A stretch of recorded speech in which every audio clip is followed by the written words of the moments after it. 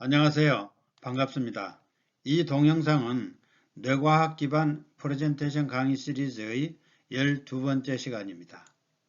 본 강의는 스토리텔링 프레젠테이션 성공 전략입니다. 또한 본 강의는 지식의 사회환원 차원에서 40회 연속으로 프레젠테이션의 모든 것을 연재합니다. 여러분은 본 강의 시리즈를 통해서 새로운 프레젠테이션 역사를 함께 쓰실 것입니다. 프레젠테이션에서 스토리텔링의 정의입니다. 프레젠테이션에서 스토리텔링이란 스토리 플러스 텔 플러스 ing의 합성어로 이야기하다의 진행의 의미입니다. 시청중에게 스토리, 즉 사건 또는 지식 또는 정보를 텔, 말, 문자, 소리, 그림을 통해서 ing, 교감, 상호작용하는 것을 말합니다. 그래서 스토리 플러스 텔 플러스 ing가 되는 것이죠. 프레젠테이션에서 스토리텔링이란 이야기성, 현장성, 상호작용성이 강화된 메시지 전달 방법이죠. 스토리텔링은 메시지를 쉽게 이해시키고 오래 기억하게 하며 또 정서적 몰입과 공감을 이끌어내는 특성이 있는 가장 효과적인 프레젠테이션 방법인 것입니다.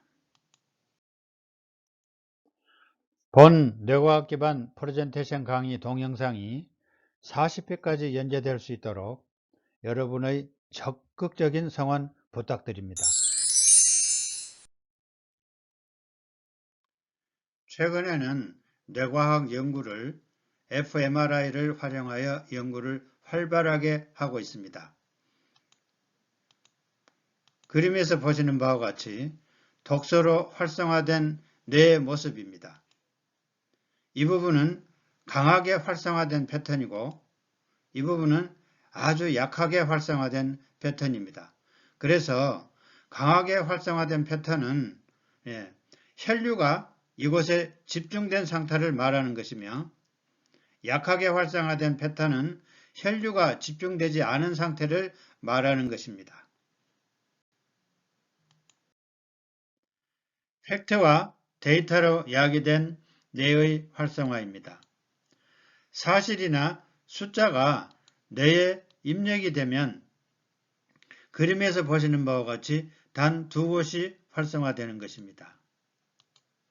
그래서 먼저 언어 이해 영역은 그림에서 보는 바와 같이 노란 표시되어 있는 부분이 언어 이해 영역이 활성화된 부분이고 두 번째는 언어 처리 영역이 활성화된 부분은 그림에서 보시는 바와 같이 하늘색으로 표시된 부분입니다. 그래서 사실 또는 숫자가 뇌에 입력이 되면 단 두 곳이 활성화된다는 말입니다. 스토리텔링으로 야기된 뇌의 활성화에 대해서 설명드리겠습니다. 스토리텔링이 뇌에 입력이 되면 그림에서 보는 바와 같이 여러 곳이 활성화되는 것입니다. 하나하나 그 내용을 보도록 하겠습니다. 먼저 7개 부분이 활성화되는데 제일 먼저 터치 영역, 움직임 영역, 향기 영역, 소리 영역, 색이나 모양 영역, 그 다음에 언어 이해 영역, 언어 처리 영역, 즉 7개 부분이 활성화됩니다. 사실과 데이터로 활성화될 때는 단 두 곳만 활성화되었는데 스토리텔링으로 뇌에 입력이 되면 7개 부분이 활성화된다는 점이 뚜렷한 차이를 보이는 것입니다. 스티브 잡스의 mp3 플레이어 제품 설명회의 사례 분석입니다. 스토리텔링 차원의 분석입니다. 스티브 잡스는 mp3 플레이어의 저장 용량을 10GB라는 얘기를 하지 않았습니다. 뭐라고 했나요? Thousand Songs in your pocket. 이를 직역하면 당신의 호주머니에 노래 1000곡을 넣어줄게. 이 말입니다. 이는 일상적인 표현입니다.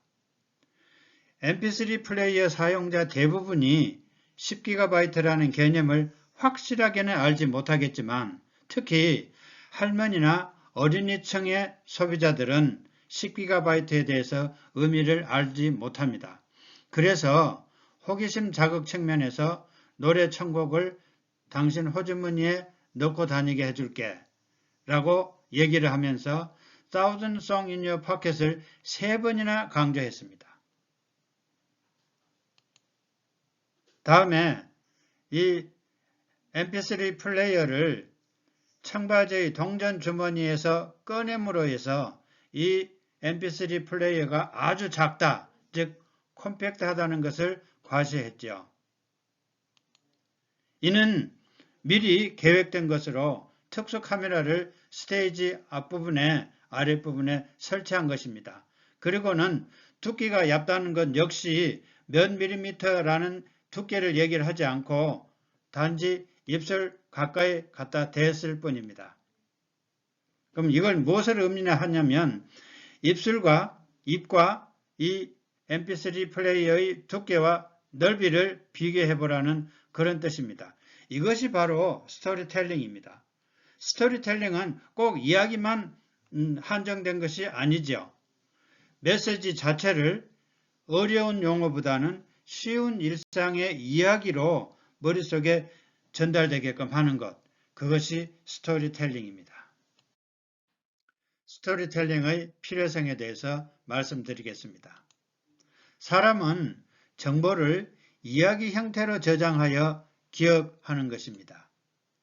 스토리로 된 메시지를 쉽게 이해하고 오랫동안 잊혀지지 않고 기억이 됨으로 해서 지식이 되는 것이죠. 사람은 호모 라렌스라고 했습니다. 즉 이야기하는 인간의 의미이죠. 그래서 인간은 누구나 이야기 본능을 가진 존재인 것입니다. 오늘날 스토리텔링이 각광받는 이유가 무엇일까요? 바로 이야기는 인간의 근원적인 욕망 중 하나이기 때문이지요. 그래서 예를 들면 값싸고 맛있는 사과보다는 사랑을 이루어주는 사과를 선호하고요.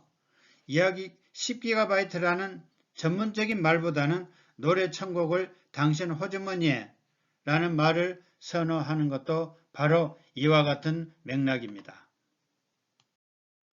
스토리텔링의 중요성에 대해서 말씀드리겠습니다.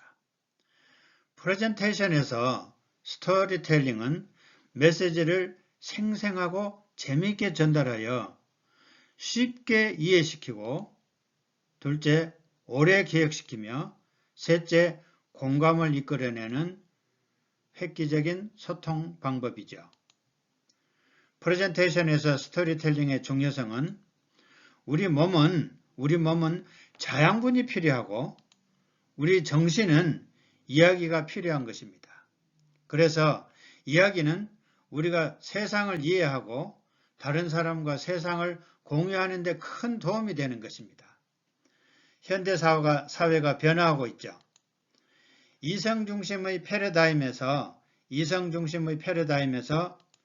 감성 중심의 패러다임으로 바뀌고 있다 이 말이죠. 그래서 감성 중심의 패러다임은 드림 소사이어티하고 연결이 되는 사회를 말하는 것입니다. 스토리텔링의 중요성을 다시 한번 말씀드립니다. 메시지를 단순히 팩트로 들을 때보다는 스토리로 들으면 기억을 20배 이상 더 잘할 수 있다고 했습니다. 미국의 제롬 브루너 박사가 발표한 내용입니다. 스토리는 시청중을 감탄하게 만들 수 있죠. 또 스토리는 시청중을 학습 모드로 빠져들게 하기도 합니다. 그래서 성격이 까칠한 비판형인 사람들도 스토리를 들으면 그 순간 펜을 내려놓고 수용하는 자세에서 귀를 기울여 경청하게 되는 것이죠. 그래서 스토리는 시청중에게 직접적으로 뭘 생각하고 행하라고 요청하지 않아도 자발적으로 움직이게 만듭니다.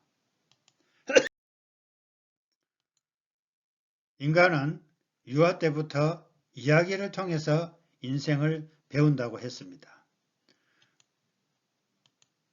그림에서 보는 바와 같이 우리는 어린아이 때부터 이야기를 듣기를 좋아했습니다. 그래서 인간은 유아 때부터 이야기를 좋아하는 것입니다. 그렇듯이 어른이 되어서도 우리는 이야기를 좋아할 수밖에 없는 것이죠.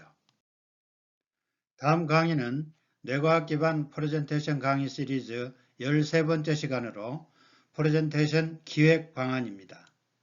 여러분의 많은 시청 부탁드립니다. 대단히 감사합니다.